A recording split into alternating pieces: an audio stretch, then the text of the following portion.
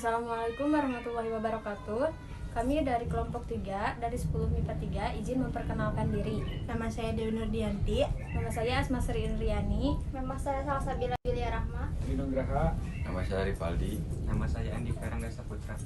Jadi kali ini kita akan membahas hukum gravitasi Newton dan hukum-hukum Kepler tentang KD 3.8. Hukum gravitasi Newton.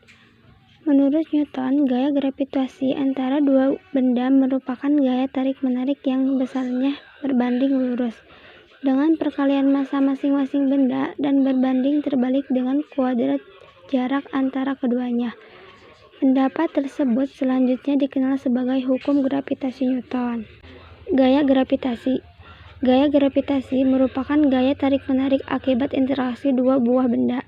Yang satu berbanding lurus dengan perkalian massa masing-masing benda, yang berbanding terbalik dengan kuadrat jarak antara keduanya sehingga persamaan gaya gravitasi dapat ditulis. Keterangan F12 sama dengan F12 sama dengan Fg sama dengan besar gaya tarik-menarik antara kedua benda Newton. G sama dengan tetapan konstanta umum gravitasi 6,67 kali 10 min 11 nm 2 kg. M1 sama dengan massa benda pertama kg.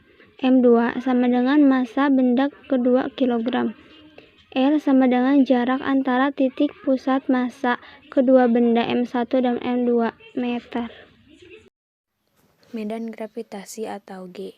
Medan gravitasi adalah ruang yang masih dipengaruhi oleh gaya gravitasi. Besaran yang menyatakan medan gravitasi disebut kuat medan gravitasi, yaitu gaya gravitasi setiap satuan massa. Kuat medan gravitasi atau G merupakan besaran vektor, yaitu medan setiap titiknya memiliki nilai dan arah. Garis-garis medan gravitasi atau G merupakan garis-garis bersambung yang selalu mengarah menuju ke massa sumber medan gravitasi, seperti terlihat di gambar samping ini.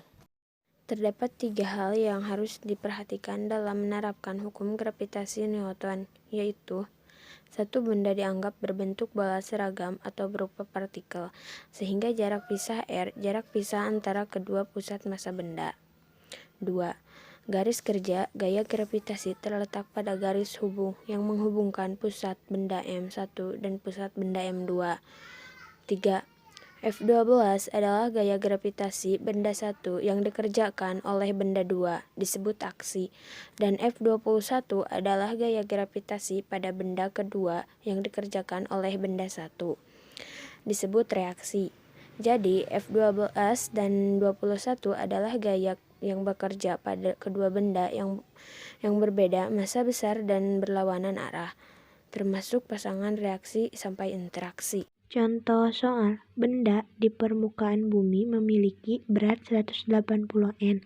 Berapa berat benda tersebut jika berada pada pesawat sedang mengorbit bumi pada ketinggian 2 R? W1 sama dengan 180 Newton. R1 sama dengan R, R2 sama dengan R2. Ditanyakan W2 sama dengan jawaban F1 dikali R1 pangkat 2 sama dengan F2 dikali R2 pangkat 2. 180 dikali R pangkat 2 sama dengan F2 kali 2R pangkat 2. 180 dikali R2 pangkat 2 sama dengan F2 kali 4R pangkat 2. 180 sama dengan 4 F2. F2 sama dengan 45 Newton. Jadi berat astronot pada orbit tersebut adalah 15 Newton.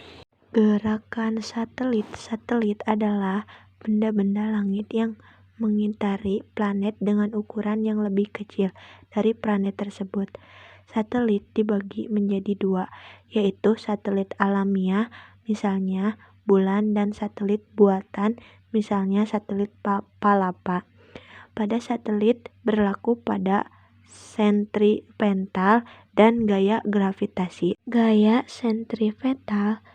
sentripetal merupakan gaya yang bekerja pada benda yang bergerak melingkar dan arah pusat yang selalu menuju rotasi. F3 sama dengan M P2 per R. Keterangan Ps sama dengan gaya sentripetal, M sama dengan massa satelit, Ps sama dengan laju linier satelit, R sama dengan jarak antara benda dengan pusat bumi atau planet. 2. Hukum Kepler. Pengertian hukum Kepler. Hukum gerakan planet Kepler merupakan 3 hukum sistematis yang menjelaskan mengenai pergerakan planet-planet. Penyusunan hukum ini dilakukan oleh Johannes Kepler pada abad ke-16 Masehi berdasarkan kepada data hasil pengamatan yang dilakukannya sendiri. Di dalam astronomi, 3 gerakan hukum planet Kepler adalah: Hukum 1 Kepler menjelaskan tentang bagaimana bentuk lintasan orbit planet-planet. Lintasan setiap planet ketika mengelilingi matahari berbentuk elips, di mana matahari terletak pada salah satu fokusnya, sebagaimana contoh gambar di bawah ini. Hukum 2 Kepler. Suatu garis hayal yang menghubungkan matahari dengan planet menyapu luas juring yang sama dalam selang waktu yang sama, seperti contoh gambar di bawah ini. Jika waktu edar planet sama dalam hal ini, T1 sama dengan T2 sama dengan T3, maka luas daerah yang menyapu juring pada waktu yang sama memiliki luas A. Daerah yang sama, A1 sama dengan A2 sama dengan A3.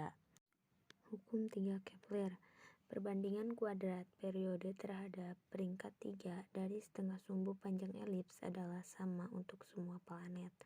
Persamaannya yaitu periode 2 berbanding radius 3 sama dengan konstan, atau T2 berbanding R3 sama dengan K. Contoh soal: 2 buah benda P dan X mengorbit matahari. Apabila perbandingan antara jarak planet P dan planet X ke matahari adalah 4:9 dan periode planet P mengelilingi matahari 24 hari, maka periode planet X mengelilingi matahari adalah: diketahui Rp banding Rx sama dengan 4,9, Tp sama dengan 24 hari. Ditanyakan Tx adalah: jawab. Tp per Tx pangkat 2 sama dengan Rx per Rp pangkat 3. Tx per 24 pangkat 2 sama dengan 9 per 4 pangkat 3. Tx pangkat 2 per 576 sama dengan 729 per 64. Tx pangkat 2 sama dengan 6561.